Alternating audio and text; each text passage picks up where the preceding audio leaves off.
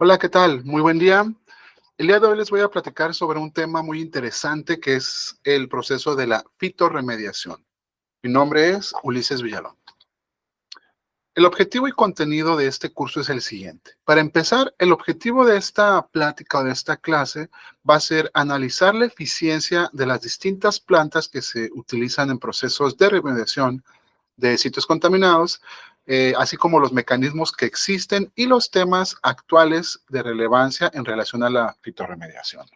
El contenido, vamos a ver primero lo que es el concepto de la fitorremediación, los distintos mecanismos que existen dentro de las plantas, como la fitoextracción, rizodegradación, etcétera, y unos tópicos relacionados a la fitorremediación, como lo que son las plantas hiperacumuladoras, el mejoramiento genético de las plantas, la interacción que existe entre las plantas y microorganismos, entre otros temas, ¿no? Y finalmente, unas conclusiones. Ok, empecemos. ¿Qué es la fitorremediación? Bueno, más que qué es, ¿en qué se basa? Entonces, la fitorremediación como tal es la remediación o el tratamiento de sitios contaminados utilizando plantas. Entonces, ¿en qué se basa? Pues se va a basar precisamente en esa capacidad que tienen las distintas plantas para llevar a cabo diferentes mecanismos de remediación. Ahorita vamos a ver que existen una infinidad de mecanismos, ¿no? Como cuál, como la fitoextracción, como la rizo, que lo vamos a ver un poco más a detalle más adelante. Ajá, como la fitoextracción, la rizo viene de raíz, rizodegradación, la fitovolatilización, fitoestabilización y fitodegradación, entre otros más, ¿no? Entonces, cada uno de estos mecanismos va a depender de las características de cada uno de los contaminantes que se encuentren en el sitio contaminado, ya sea el suelo o el agua, así como de las plantas que se van a llegar a utilizar, ¿verdad? Ujú. Ahorita les voy a explicar un poco más a detalle esta imagen. Esta imagen me encanta. ¿Por qué? Porque vienen los distintos procesos, en dónde es que se llevan a cabo y pues ya te explica un poquito qué es lo que realiza, ¿verdad? Pero para esto, aquí se las pongo un poco más amplia y les voy explicando, ¿verdad? Por ejemplo, la fitoextracción. La fitoextracción es cuando las plantas tienen la capacidad de absorber los distintos contaminantes que se encuentran ya sea en el agua o en el suelo contaminado y lo transportan, bueno, lo absorben a partir de las raíces y lo transportan a través de todo lo que es su sistema vascular hasta llegar a las partes aéreas que se les llama, ¿verdad? Las partes aéreas y aquí se van acumulando en lo que son los tejidos.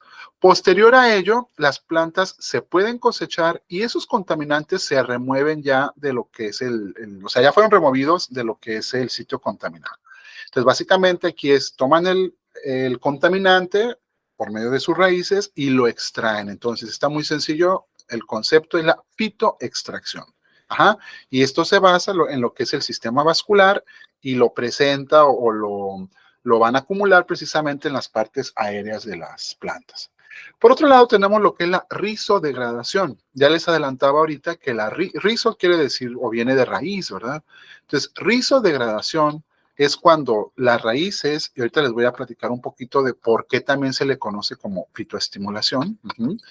La rizodegradación es cuando las raíces de las plantas fitorremediadoras van a segregar algunas sustancias químicas, generalmente enzimas, ¿verdad?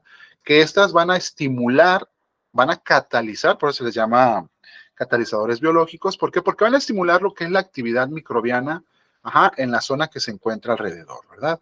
Entonces, las raíces, ojo porque este proceso es muy interesante. Las raíces segregan sustancias, ajá, aquí está la raíz, estimulan, también por eso se le conoce como fitoestimulación. ¿Por qué? Porque degradan, digo, liberan ciertas enzimas que van a estimular a las bacterias que están ahí a un lado. Entonces, eso hace que los microorganismos o bacterias que están ahí a un lado, ajá, en la zona radicular precisamente, degraden los contaminantes que estaban aquí en el suelo, ¿verdad? O en los sedimentos, etcétera. Y eso va a hacer que sean más fácil para lo que es la planta en cuanto a la degradación. Ajá. Entonces es un poquito, a veces se les hace un poco complejo, pero es una sinergia que existe aquí entre las raíces y los microorganismos que están alrededor, ¿verdad?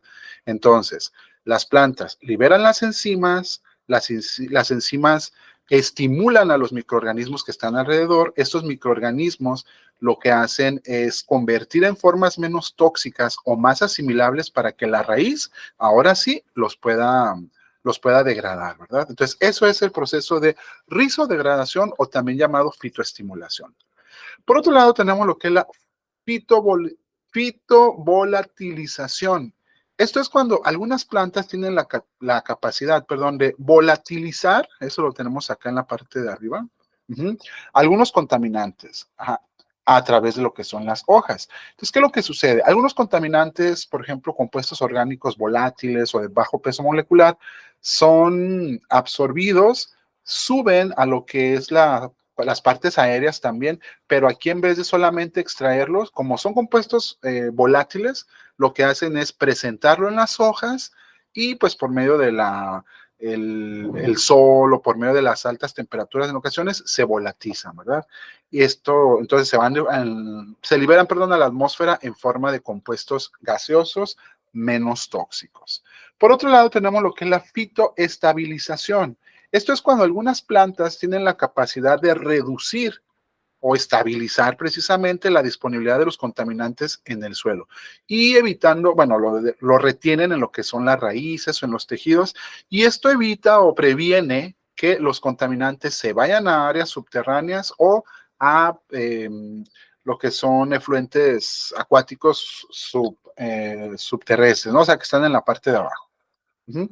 Ahora, finalmente tenemos lo que son los procesos de fitodegradación, que aquí es cuando las plantas, también por medio de enzimas que tienen ya no en las raíces, sino, aquí lo tenemos, miren, fitodegradación, sino que en las partes de los tejidos medios o aéreos, van a liberar esas enzimas y lo que hacen es hacer o cortar, vamos a llamarle, hacerlos menos tóxicos, ¿no? Esos contaminantes o más asimilables para el resto de lo que es la planta. Ahora, dentro de las plantas que más se utilizan en los procesos de fitorremediación tenemos la salirconia, que es una planta halófita que se utiliza para lo que es la alta salinidad. Hay lugares en los que hay muy altos niveles de salinidad. Esta planta es súper recomendable para eso, ¿verdad? Aparte de que es muy resistente a diversos tipos de clima, pues también tolera altas concentraciones de sal, tanto en suelos como en aguas. Por otro lado, tenemos lo que es el girasol.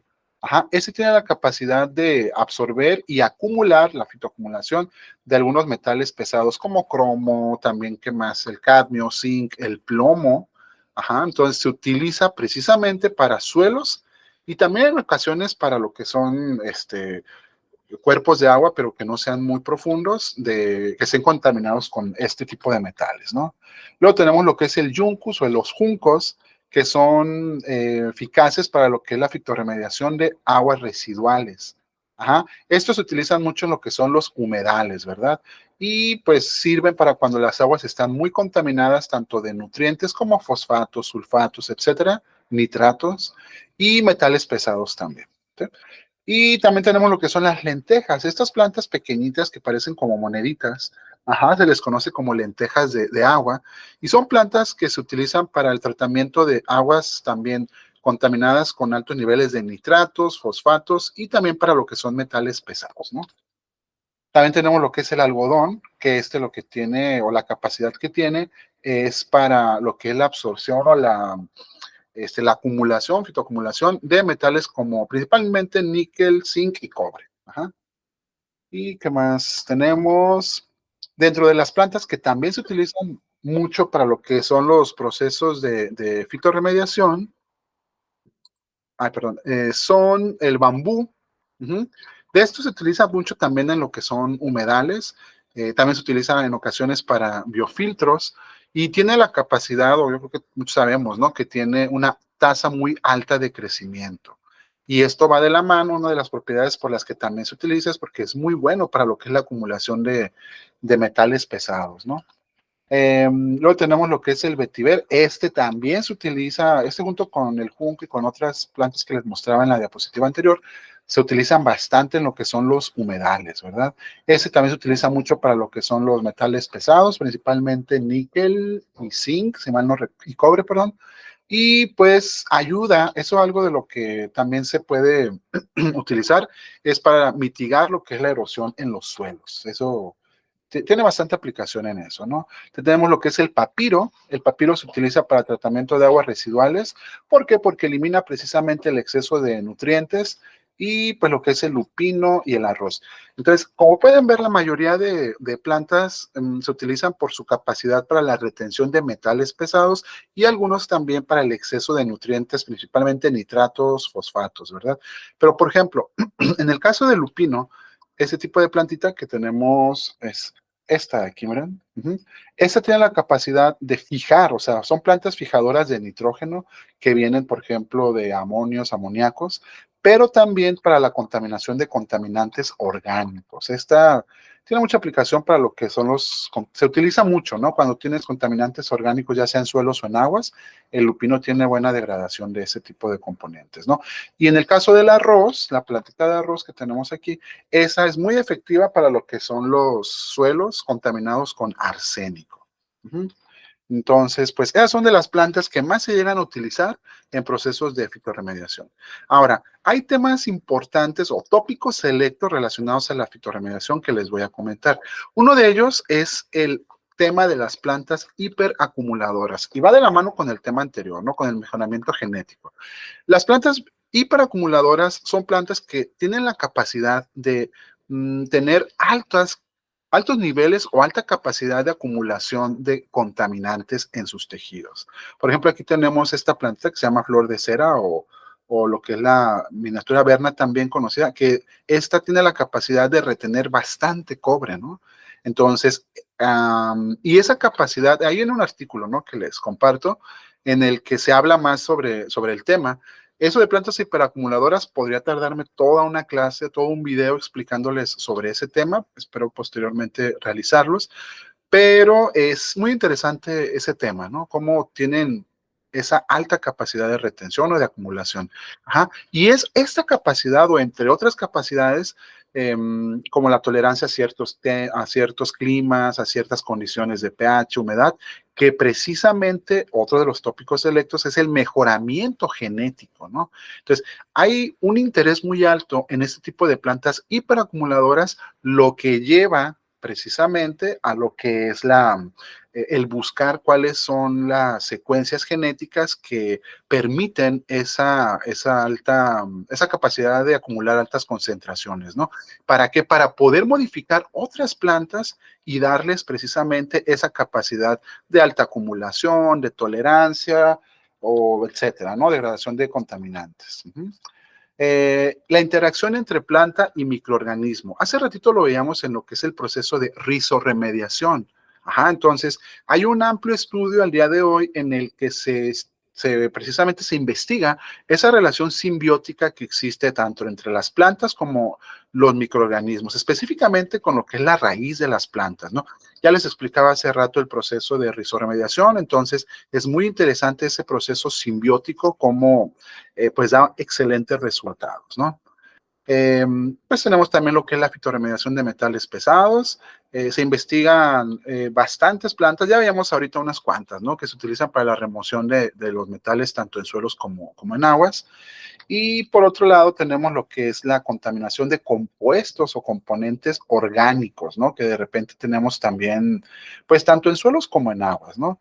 Entonces, al día de hoy hay un amplio estudio en la capacidad que tienen distintos tipos de organismos y microorganismos para esto, ¿no? Para lo que es la remoción y degradación de compuestos orgánicos como hidrocarburos, pesticidas, compuestos aromáticos, entre otros, ¿no? Y todo esto, pues, estudiando los mecanismos bioquímicos.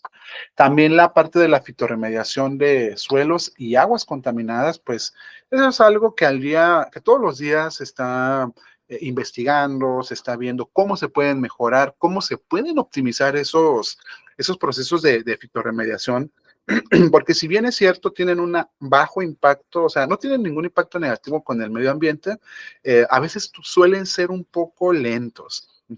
Es uno de los contras que en ocasiones ponen, ¿no? Algunas personas que optan por utilizar otras vías de remediación, ¿verdad?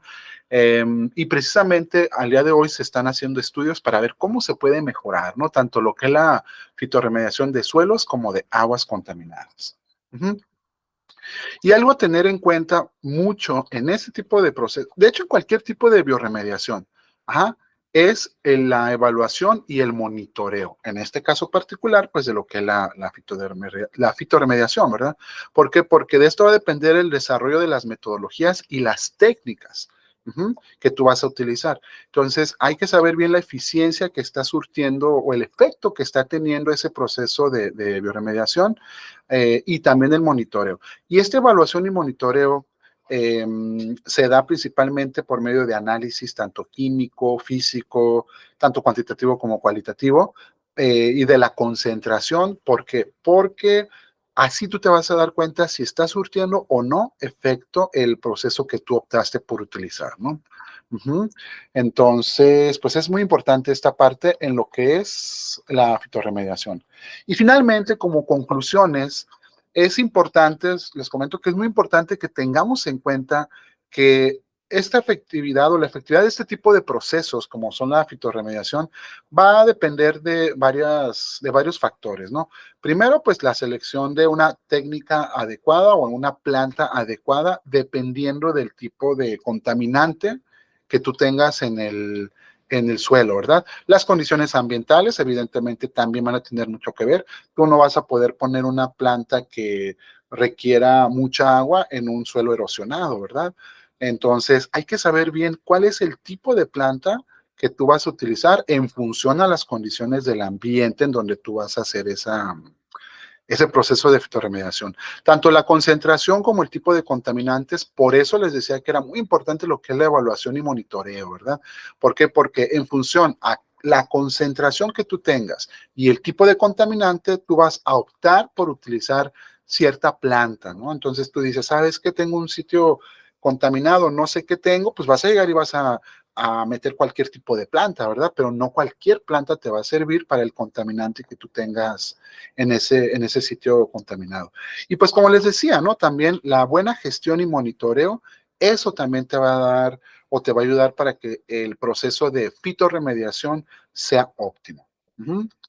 Eh, pues eso es parte de las referencias que utilicé para realizar esta presentación. Les recomiendo, pues todas son buenas, ¿no? Pero échenle un ojo si pueden a esta referencia, a las 7 y creo que la otra, esta, la uno y la 3.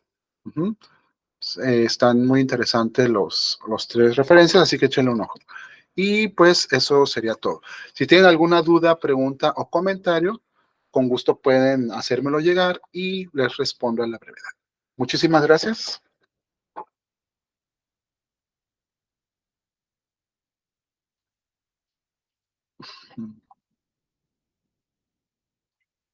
Hasta luego.